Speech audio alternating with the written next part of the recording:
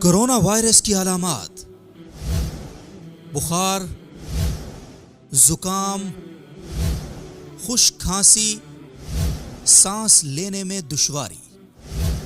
احتیاطی اقدامات: کھانستے یا چھینکتے وقت ٹشو کا استعمال کریں۔ 20 سیکنڈ تک صابن اور پانی سے اپنے ہاتھ دھوئیں۔ متاثرہ لوگوں سے فاصلہ رکھیں۔ بیماری کی صورت میں گھر پر ہی رہیں۔ اس پیغام کو زیادہ سے زیادہ شیئر کریں۔ شکریہ۔ گزارش ہے کہ ویڈیو کو لاسٹ تک دیکھیں تاکہ بات پوری طرح سمجھ میں آئے۔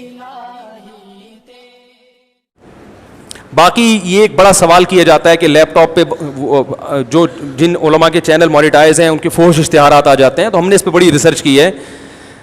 گوگل آپ کی ہسٹری دیکھ کے آپ کے حساب سے آپ کو اشتہار دیتا ہے۔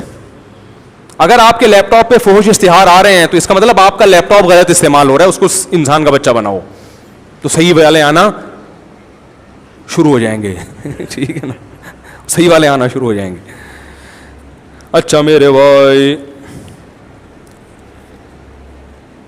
میں نے وضو کیا، پھر نماز پڑھی، اس کے بعد دیکھا کہ میرے پاؤں کے نیچے کچھ چپکا ہوا تھا مٹی جیسا، کیا میری نماز ہو گئی؟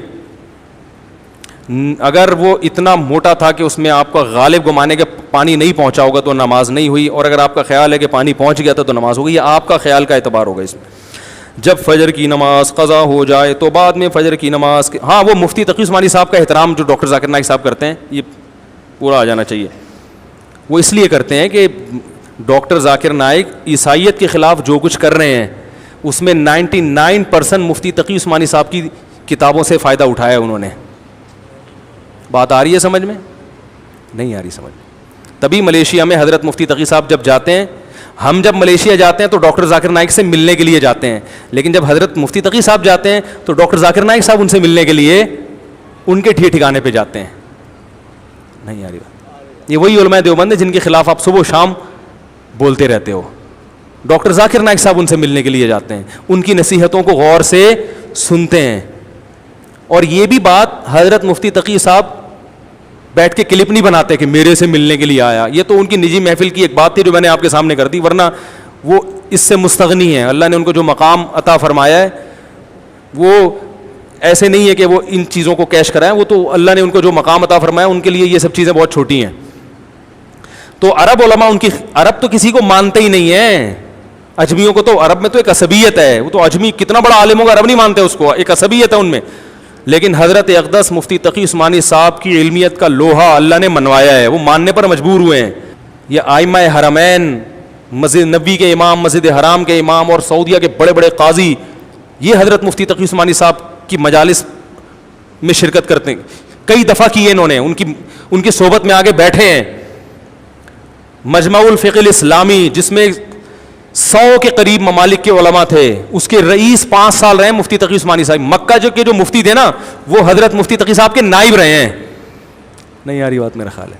تو یہ اللہ نے مقام کس کو عطا کیا ہے؟ یہی بر صغیر کے علماء کو، جن کو دیوبند کہا جاتا ہے اور جن کے خلاف آپ صبح شام کیا بناتے ہو؟ کلپ۔ دوسرا جو جس تبلیغی جماعت کی آپ تعریفیں کرتے ہو وہ بھی بنیاد کس نے رکھی ہے؟ پرسوں جو اہل حدیث آئے ملاقات کے لیے، کافی دیر ہماری گپ شپ ہوئی، وہ ایک بات کی انہوں نے کہا دیکھیں میں لندن میں رہتا ہوں، یہ فرقہ واریت یہاں ہے، پڈے بازی، وہ اہل حدیث، وہ بریلوی، وہ دیوبندی، وہ فلانا، وہ ٹانگیں چوڑی، وہ پتلی، زور سے ہاں پڈے بازی۔ اس نے کہا کہ ہمارے ہاں بچہ جب بگڑتا ہے نا لندن میں یا امریکہ میں، بچہ جب بگڑتا ہے تو ہمارے پاس تبلیغی جماعت کے علاوہ کوئی راستہ نہیں ہے۔ ہم یہ کلپ نہیں سنواتے کہ یہ ہماری بلا سے کوئی دیوبندی ہو، بریلوی ہو، اہل حدیث ہو، ہماری صحت پہ کوئی فرق نہیں پڑتا۔ قیامت میں یہ سوال بالکل بھی نہیں ہوں گے۔ میں تو صرف یہ کہہ رہا ہوں کہ جن کے خلاف صبح و شام آپ بولتے ہو، اللہ نے ان کو یہ مقام عطا فرمایا ہے۔ سمجھ رہے کہ نہیں سمجھ رہے؟ تو آپ نہ بنے دیوبندی، نہ آپ کریں، لیکن آپ ان کے یہ فضائل سیکھیں۔ اور مولانا اشرف علی تھانوی رحمہ اللہ تعالی، جن کے بارے میں آپ کہتے ہیں انہوں نے اللہ کے نبی کے نام کا کلمہ پڑھا اور یوں تھے اور وہ تھے، حضرت اقدس مولانا طارق علی صاحب انہیں مجدد ملت سمجھتے ہیں، انہیں وقت کا ولی اللہ سمجھتے ہیں۔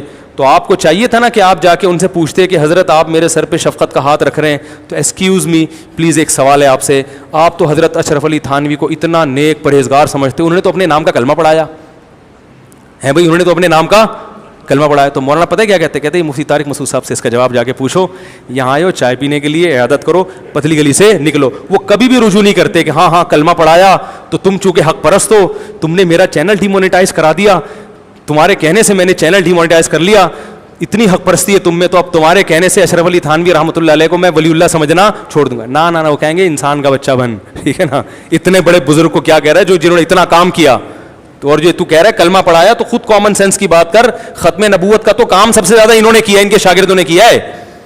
پوری دنیا میں جو تحریکیں چلی ہیں ختم نبوت کی, اس کی تو بنیادیں, وہ اگر نبی کو آخری نبی نہیں سمجھتے اور اپنے نام کا کلمہ پڑھواتے تو ان کے شاگرد ہوتے ختم نبوت کا کام کرنے والے, وہ یہ سمجھاتے آپ کو. لیکن آپ نے بڑی عقل مندی کی, اس قسم کے ٹاپک وہاں نہیں چھڑے, آپ کی بھی عزت ہوئی اور تمیز سے آپ باہر آ گئے, اور آپ کو ایک کلپ بنا کے یوٹیوب پہ اپنے سبسکرائبر بڑھانے کا موقع حضرت اقدس نے دے دیا. یہ ان کا ظرف ہے.